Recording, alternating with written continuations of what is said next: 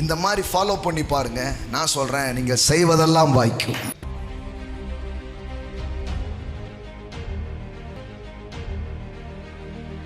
இந்த ஊர்ல நீங்க உட்காந்துக்கிட்டு நான் கோடீஸ்வரன் ஆவேன்னு சொன்னா எத்தனை பேர் நம்புவான்? ஏம்மா அப்படியாம்மா?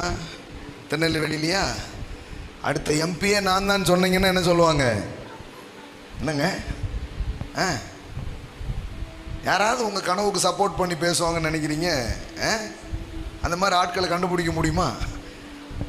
பாருங்க, மரியாள் ஒரு வேலை பண்றா, மலை நாட்டுக்கு போகிறான். ஆமென். நீங்க கூட மலை நாட்டுக்கு தான் வந்திருக்கீங்க. ராக், நீங்க கூட மலை நாட்டுக்கு தான் வந்திருக்கிறீங்க. உங்கள் விசுவாசம் பாதுகாக்கப்படுற இடத்துக்கு வந்திருக்கிறீங்க. உங்க விசுவாசத்துக்கு நீர் பாய்ச்சுகிற இடத்துக்கு வந்திருக்கிறீங்க. தூரமானாலும் பரவாயில்ல, எங்க போவோம்? எல்லாம் சொல்லுங்க, மலை நாட்டுக்கு போவோம். ஏன்? பரவாயில்ல, கொஞ்சம் டிராவல் தான்.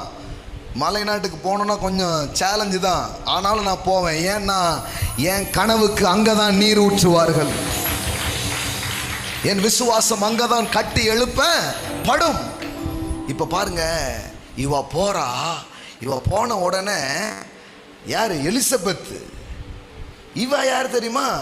வயசாயிடுச்சு, இனிமே குழந்தைய பிறக்காதுன்னு முடிவு கட்டிருந்த அந்த பெண்ணுக்கு கர்த்தர் அற்புதமா ஒரு குழந்தைய கொடுத்திருக்கிறாரு. கர்ப்பமா இருக்கிறான்.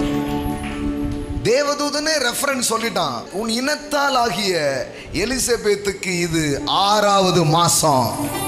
வாங்கிக்கோங்க.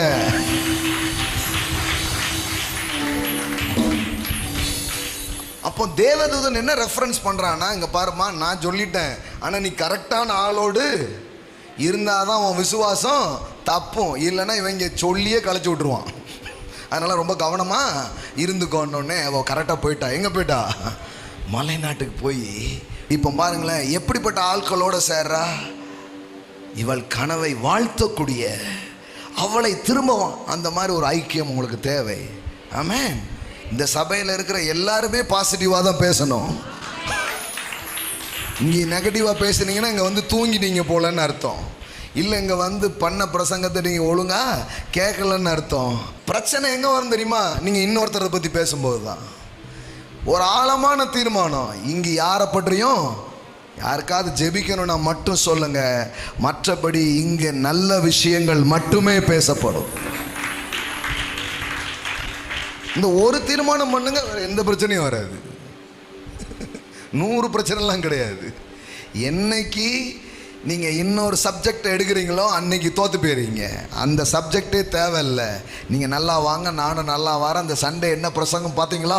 நான் 10 வாட்டி கேட்டேன், நீங்க நான் 3 வாட்டி கேட்டேன், நான் நோட்ஸ் வச்சிருக்கிறேன், அதில் ஒரு பாயிண்ட் சொன்னாரு பாருங்க.